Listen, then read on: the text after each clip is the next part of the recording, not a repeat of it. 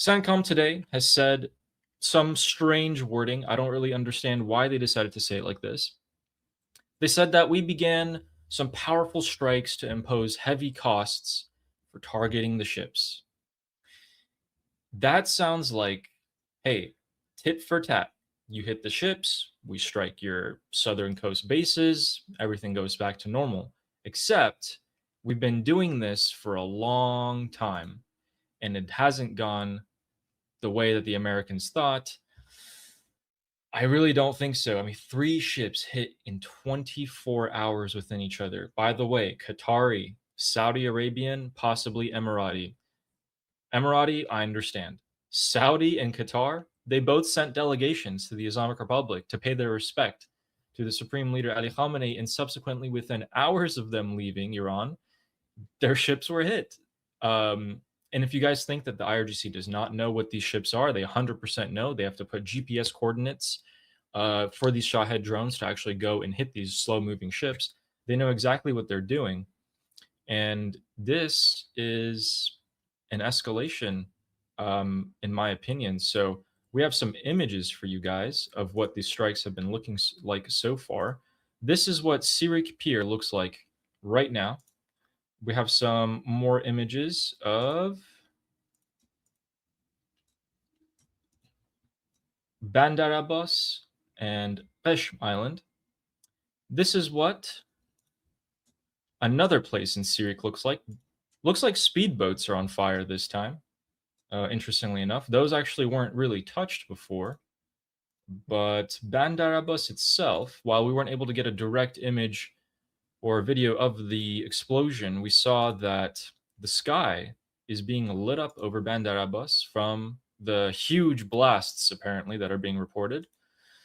That is all we know so far. The strike started moments ago, and we are getting constant confirmations from people in Iran that blasts are being reported left, right, and center all throughout the Strait of Hormuz. I'm going to withhold my judgment for this just because I want to see if there are extensive strikes or if they're just targeting the same old locations they've hit the past few weeks. If it's just the past few weeks, I'm going to say this is just a tit for tat. This is not a great, you know, you hit the ships, we just hit your bases, everything goes back to normal. I don't like that. I am very much a proponent of heavily punishing the Islamic Republic for doing this. But if the US carries out extensive strikes, maybe assassinations, who knows, then it's a different story. What do you think?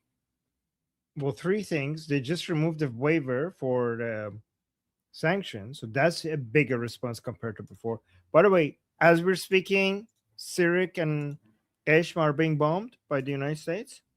Sir, Esh, and Bandar Abbas, all 3 are being bombed much more than they were before. Before, you would see maybe a dozen strikes on all 3 locations combined. You're seeing a dozen strikes on each location so far. So this confirmed what we said would happen today, yesterday, right? Yesterday we told you Yes, this will happen today, and it's now happening. But in addition exactly. to that, yeah, but in addition to that, we have the sanctions waiver removed by the United States. That is that is also contributing to oil prices going down up, because I don't think that, because we saw tensions like this around the Strait of Hormuz before, it didn't have that much of an impact over the price of oil compared to today. So today's price of oil going up is possibly not just in response to the conflict, but also to the waiver removal. What do you think? Yes, so let's show them that actually. Let's show them why that happened. Guys, as Armin just said, the Islamic Republic used to be able to sell their oil, but not anymore. And that is because here in the Strait of Hormuz, they decided to hit 3 ships. So, all on July 7th, by the way, this was all today within the last 24 hours. They are withholding the names of the tankers, but largely open intelligence analysts have figured out where they and who they were. So Qatari, Saudi Arabian, United Arab Emirates, these are the 3 ships that we believe were hit, all hit by Shahed drones straight into the port side. engine room. Keep in mind, they were all as you leave the Strait of Hormuz, your left side is the Islamic Republic, and your right side is Oman. And all these ships were hit on their left side. So we can largely believe that this was the Islamic Republic, and it was confirmed after the Islamic Republic came out with audio recordings saying, Captain, we have bombed your ship. This is because you have not used our approved channel. I thought you couldn't guarantee the security of ships going through the strait, but Captain, we have bombed your ship is a very forward statement, to say the For least. yours, And they should say for your safety. Because, guys, the reason why this is so ironic is because the Islamic Republic says, this is genuinely, I'm not kidding, this is what they said on state TV, that for your safety, we will bomb you if you don't go through the northern part of the Strait of Hormuz. So yeah, they are bombing ships for their safety. Let that sink in. The Islamic Republic is saying we're bombing you for your safety, to encourage your safety. and so those three ships being hit caused oil prices to immediately have a green line going up, which actually is bad. So they shot up from around $73 straight up to 76. And let's check that right now. I haven't checked in the last couple of hours. Brent oil prices are 75. currently at $75. So they have leveled out, it seems like, after these strikes. Yeah, it leveled out just in the last about hour or so. So things are, according to the markets, stabilizing, I think. It's not having that much of an impact. The waiver removal plus the tensions, we're still below 80. The Strait of Hormuz is not as important as it used to be, apparently. The market, the Apparently global not. markets are too flooded, oversupplied with oil after the original opening. Correct. And that is why you will see the price of oil go back up in the short-term future. But for now, oil prices are totally fine. People are struggling to sell their oil. So, Also, here's the thing, Ali. I think the timing of this attack could not be worse for the Islamic Republic. I correct. suspect that the United States is kind of enjoying the fact that the Islamic Republic did this while President Trump is at the NATO summit in Turkey. Because the NATO summit in Turkey was going to be President Trump and Erdogan on one side and everyone else on the other side, right?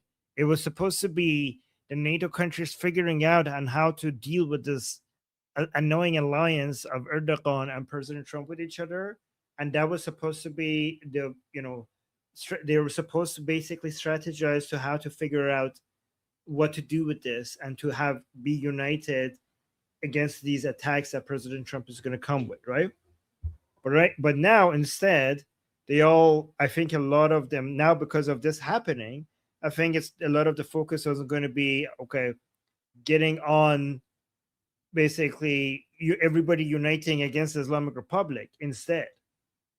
So I think President Trump is like, in his mind, it was like, this was the best timing for this, because while I'm there, this is a good reminder for why you need me. Like, you all need me, and you need to basically start demonstrating your usefulness to me.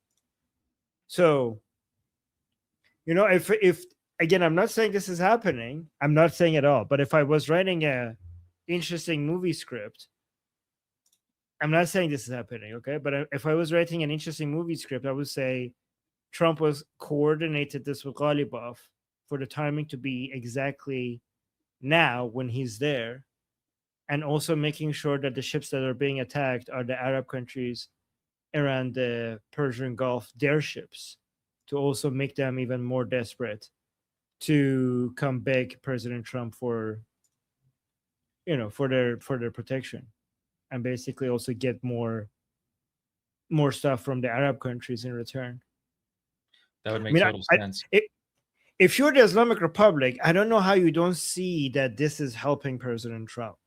Like, I don't see, you're attacking Arab countries that President Trump is trying to force in closer into the Abrahamic Accord, and this is going to make them more desperate to give President Trump what they want. And you're doing that exactly when he's at the NATO summit, when President Trump is trying to show these countries that they had to do more against the Islamic Republic, and you're demonstrating that he has a point exactly when he's there. My name is Armin Navabi. I'm an Iranian political analyst with decades of experience fighting the Islamic regime inside and outside of Iran. Make sure you follow me for more, and also make sure you join our discussion group. I'm there almost every single day. Come talk to me there and the rest of the people there in our group calls. It's a great place to meet and talk to people who like talking about politics. The link is in the description and or in the bio. You could also get there by scanning the QR code on the screen. See you there.